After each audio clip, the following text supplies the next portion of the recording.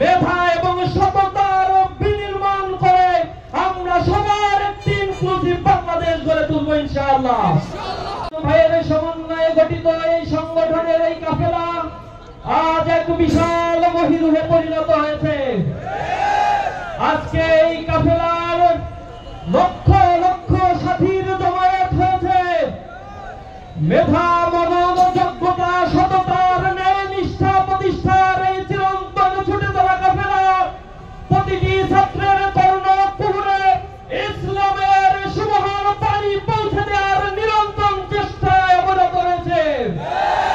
সংগ্রামী উপস্থিতি, আজও গভীর শ্রদ্ধার সাথে স্মরণ করছি আমাদের প্রথম এবং দ্বিতীয় কেন্দ্রীয় সভাপতি শহীদ মীর কাশেম আলী মিন্টু, শহীদ কামারুজ্জামান ভাইয়ের কথা, যাদেরকে বিগত ফ্যাসিবাদ স্বৈরাচার নির্দয়ভাবে জুডিশিয়াল কিলিং এর মাধ্যমে হত্যা করেছে, শহীদ করেছে।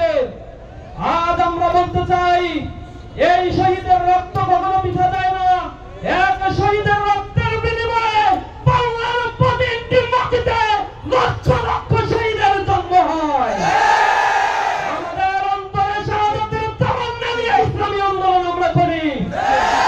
উপস্থিতি, আজ যদি কামারুজ্জামান, আজ যদি কাদের মোল্লা ভাইরা জীবিত থাকতো, মীর কাশেম আলী মিন্টু ভাইরা জীবিত থাকতো, এ শহীদের উত্তরসূরিদের থেকে তাদের চোখ ছলছল করে অস্ত্র ধরত। মহাজনবের কাছে প্রার্থনা করি, হে রব, তুমি তাদেরকে জান্নাতুল ফেরদাউসের মেহমান হিসেবে কবুল করে নাও। সংগ্রামী উপস্থিতি, আজ বাংলাদেশ এক নতুন সূর্যোদয় হয়েছে। জুলাই গণ অভ্যুত্থানের মধ্য দিয়ে হাজার হাজার ছাত্র জনতা তাদের রক্ত বিলিয়ে দিয়ে এ বাংলাদেশকে ফ্যাসিবাদ মুক্ত করেছে। তাদের চোখে স্বপ্ন ছিল এক বৈষম্যহীন চমৎকার একটি সুন্দর সমাজ গড়ার জন্য। আজ আমরা এ বাংলাদেশকে নতুন ভাবে সুন্দর ভাবে গড়ে তোলার জন্য মেধা এবং সততার বিনির্মাণ করে আমরা সবার একটি ইনক্লুসিভ বাংলাদেশ গড়ে তুলবো ইনশাআল্লাহ।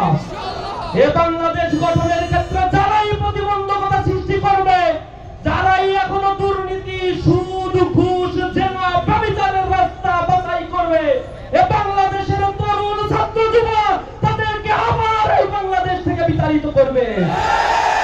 আমরা দীপ্ত কণ্ঠে বলতে চাই, ইসলামী ছাত্র শিবির এই বাংলাদেশে ছিল বাতিলের রক্ত চক্ষু উপেক্ষা করে জুলুম, নির্যাতন আর শাহাদাতের পথ মারিয়ে ইসলামী ছাত্র শিবির নতুন বাংলাদেশ গড়ার স্বপ্নে এখনো বিভোর হয়ে আছে। আমরা বাংলাদেশের প্রতি ইঞ্চি মাটিকে গড়বো ইনশাআল্লাহ। কবি নজরুলের ভাষায় বলে শেষ করব, উষার দুয়ারে হারি আঘাত, আমরা আনিব রাঙা প্রভাত, আমরা টুটাবো তিমির রাত, বাধার বিন্ধ্যাচল, আমরা সকল অন্ধকার বিদূরিত করে শাহজালাল, শাহপরান, শহীদ তিতুমীরের নতুন বাংলাদেশ গড়ে তুলবো ইনশাআল্লাহ। সকলকে উপস্থিত থাকার জন্য ধন্যবাদ জানিয়ে আমার কথা শেষ করছি। আসসালামু আলাইকুম ওয়া রাহমাতুল্লাহ।